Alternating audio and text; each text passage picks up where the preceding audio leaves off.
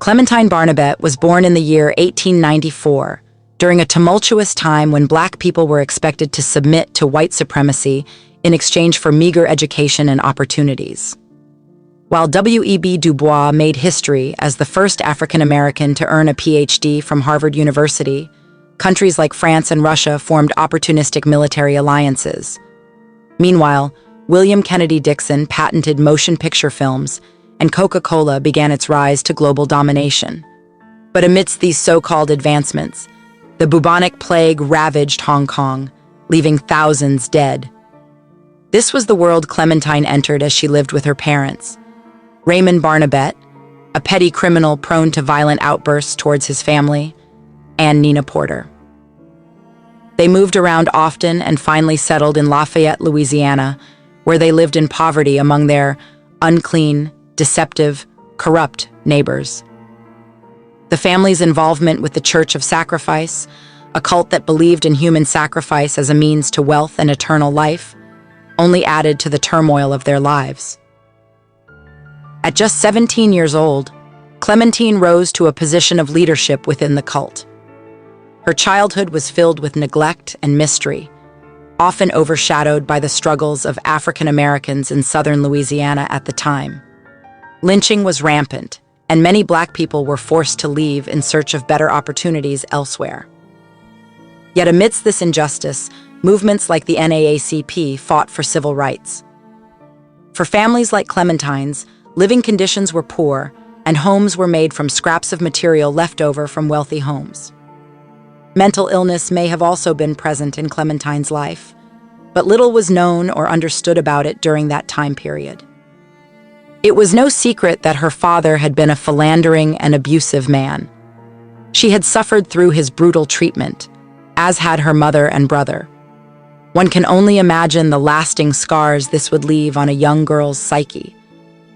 But when she joined the cult, she quickly rose to become their priestess, a position of power and control that must have been exhilarating for someone who had been under her father's oppressive grip for so long. And while leading this cult that believed in sacrificing humans, it is rumored that Clementine committed her first murder, a family of 4 in the nearby town of Rayne, Louisiana. This area was made up of small towns along the Southern Pacific Railroad line, providing ample opportunities for undetected movement. The victims were never identified by race, but based on my research, I believe they were likely a Black family. According to newspaper clippings from 1909, 200 armed men with bloodhounds were on the hunt for the perpetrator who had assaulted Miss Edna Opolis before barbarically slaughtering her and her 3 children. His capture and inevitable lynching were expected to occur within hours. Clementine herself came from an esteemed Louisiana family that held ownership over the town of Opolis. But as tensions escalated and accusations flew, even women were not safe from arrest in this small community, where lynchings were a looming threat. It was a dark night when Edna and her children met their grisly end, bludgeoned to death with a merciless axe that hacked at their bodies, leaving them dismembered and decapitated in a macabre display. 2 years passed before another body was found, that of Walter Byers, his wife, and young son, all brutally murdered in the same manner, their skulls split open and their bedsheets soaked with blood. With no signs of forced entry, it was believed that the killer had entered through the back window. And once again, the weapon of choice was an axe, left stained with blood and propped up next to a bucket filled with their life force. The local newspaper dubbed it the most savage slaying in the history of this region. But just a month later, another family fell victim to the same fate. The Andrus family, parents and 2 children all killed in identical fashion. The mother and father were positioned kneeling by their bed, as if frozen in prayer before meeting their brutal end. The blood-stained axe lay at the foot of their bed, a gruesome scene that left the police reeling.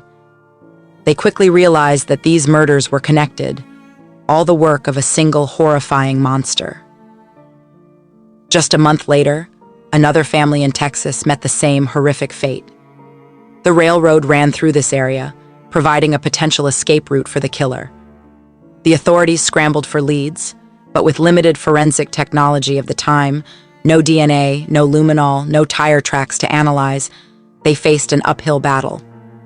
But then, hope appeared in the form of a woman's confession to her friend about her suspicions of her lover's involvement in the murders.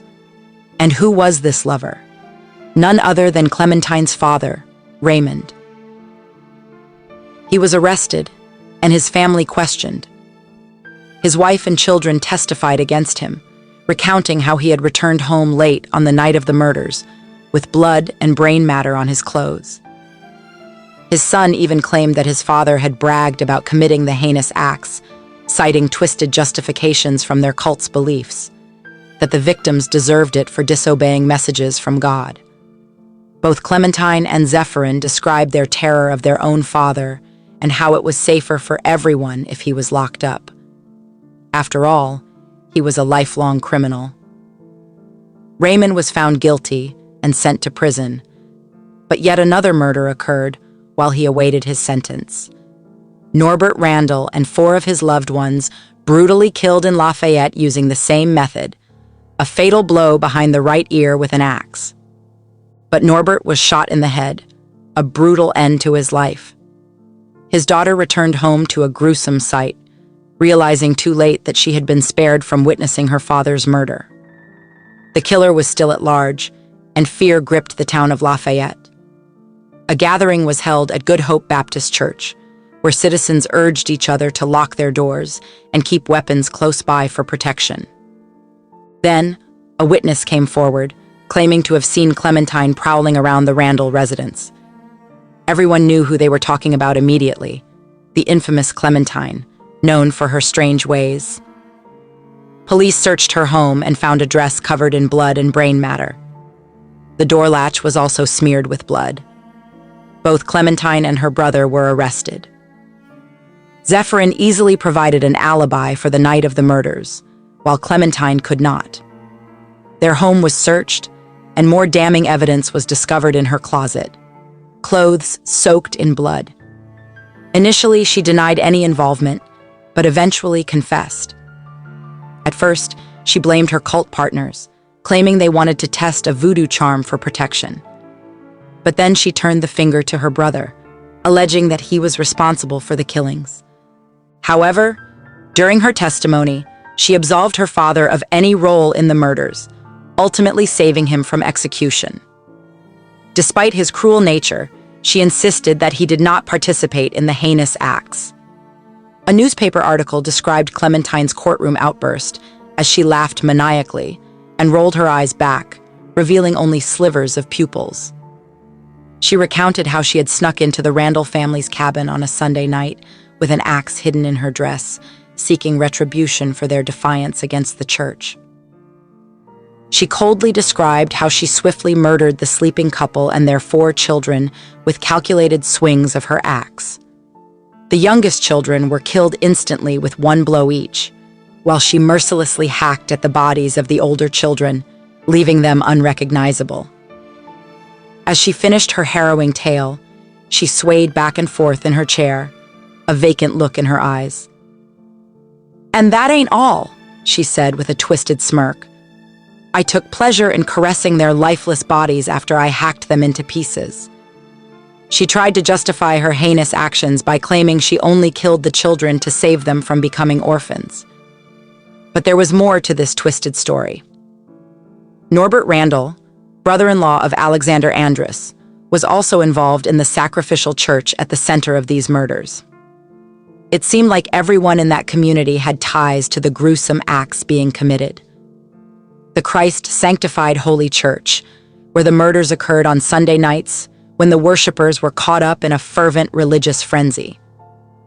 Clementine didn't act alone. Some of her victims were accomplices as well. One crime scene even had a chilling Bible verse scrawled on the wall in blood. "When he maketh the inquisition for blood, he forgeth not the cry of the humble."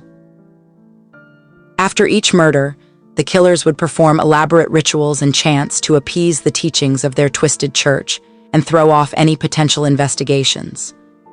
But despite their efforts, Clementine eventually confessed to killing 35 people, and was sentenced to life in prison at Angola State Penitentiary at just 18 years old.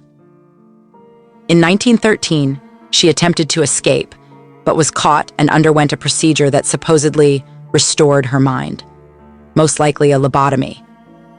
But even that couldn't erase her dark deeds and the horrors she inflicted on so many innocent lives. In the hot, humid Louisiana August of 1923, Clementine Barnabet was released from prison and vanished without a trace. Some say she disappeared into thin air. Decades later, a woman visited her centenarian grandmother in 1985 and heard the tale of Clementine. After her grandmother's death, she stumbled upon an aged portrait of her grandmother that bore a striking resemblance to Clementine. It is plausible that she may have assumed a new identity to evade detection, but the mystery of whether or not this woman truly was Clementine remains unsolved. In our second story, we delve into the tragic fate of Escatawpa Jane Doe, a victim of one of the most notorious serial killers in history, Samuel Little. During his life, Little confessed to taking the lives of over 90 women, and authorities have reason to believe that Escatawpa Jane Doe was one of them. It wasn't until September of 2021, after years of being known only as a petite black woman with a gold front tooth found near a Mississippi highway, that she was finally identified as Clara Birdlong, a name that held both fear and sorrow for her family. But it wasn't until January that her DNA was matched to her 93-year-old grandmother, finally bringing closure to this unsolved case and giving Clara the recognition and dignity she deserved. However, the investigation was far from finished. This year, law enforcement spoke with a witness who shared the account of their final moments with Clara. She was reportedly last seen in her hometown of LaFleur County, Mississippi, with a black man who claimed he was headed to Florida. Sadly, the witness never saw Clara again. Samuel Little lived a long life filled with unlawful acts, such as theft, assault, rape, and murder, and he traveled across the state committing heinous crimes. His reign of terror is said to have lasted from 1970 to 2005, but it's believed that he may have started even earlier in the 1960s and continued until as late as 2012, when he was finally convicted of multiple offenses. His victims were subjected to sexual violence and brutal beatings before being strangled. Little received 4 consecutive life sentences without any chance for parole. Just 1 month before his death, he admitted to 2 additional murders, one of which another man had been wrongly imprisoned for. News 5 investigates a cold case solved after 44 years. Tonight we spoke exclusively to an investigator and the family of the victim known for decades as Escatawpa Jane Doe. Gabby Easterwood's been following the story for quite some time. Gabby, how is this case finally solved? Well, some new technology, Peter, and this year investigators were able to use her DNA to create a family tree and eventually identify her. Clara Birdlong's body was dumped in 1977 along Interstate 10 in Jackson County, Mississippi. Investigators believe she was murdered several months before the remains were found, and she was killed by a notorious serial killer, Sam Little. 44 years after her brutal murder, we now know her name. Escatawpa Jane Doe, identified by DNA as Clara Birdlong of Greenwood, Mississippi. Birdlong family was very small, so it's not that many of us. And Isaac Birdlong says his cousin Clara was a free spirit. While most of the family stayed rooted in the Mississippi Delta, Clara ventured out. She was a jokester. She always had interesting stories to tell. So when we would go visit her, we just listened to her adventures about her travels and stuff. Those stories stopped when Isaac was 16. Clara hit the road, never to be heard from again. A drifter, the kind of woman Pascagoula Police's Lieutenant Darren Versaga says would have caught the eye of the U.S.'s most prolific serial killer. And that would be right up Sam Little's alley. Sam Little confessed to Clara's murder and 92 others before he died in a California prison in 2020. She absolutely went through horror, but just listening to Sam Little and his confessions on what he did and how he treated them. Little remembered gruesome details about the killing, but with so many victims, he couldn't recall Clara Birdlong's name. In fact, for decades, no one made the connection until Pascagoula police started digging into cold cases. And in doing all this background information and all this, finding these cases that nobody even knew existed, found the skeletal remains of who we now know as Clara Birdlong. Then, the case began to break when Versaga put Little on the Mississippi coast in 1977, arrested in Pascagoula for a petty crime there. The same year, Clara was killed. But back then, a missing African-American woman just wasn't a priority for police. Especially in the 70s, especially in the South. If she had come over here somewhere that, they were like, who are they going to call?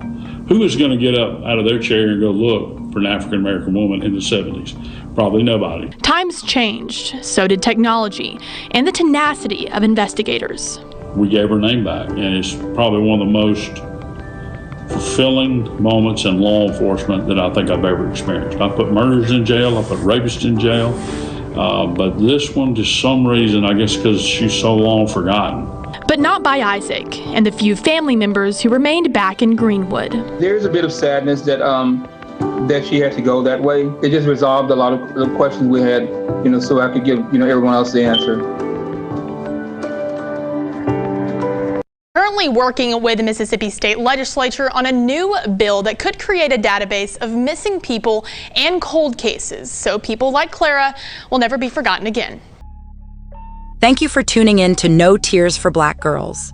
This series is skillfully crafted by acclaimed writer and producer John Reedberg with the guidance of unapologetic host Samantha Paul. Catch new episodes every Tuesday and Thursday on all major podcast platforms. You can listen anywhere, anytime. And if you truly enjoy our content, please leave a 5-star rating and positive review. Remember to stay loved, stay blessed, and stay safe.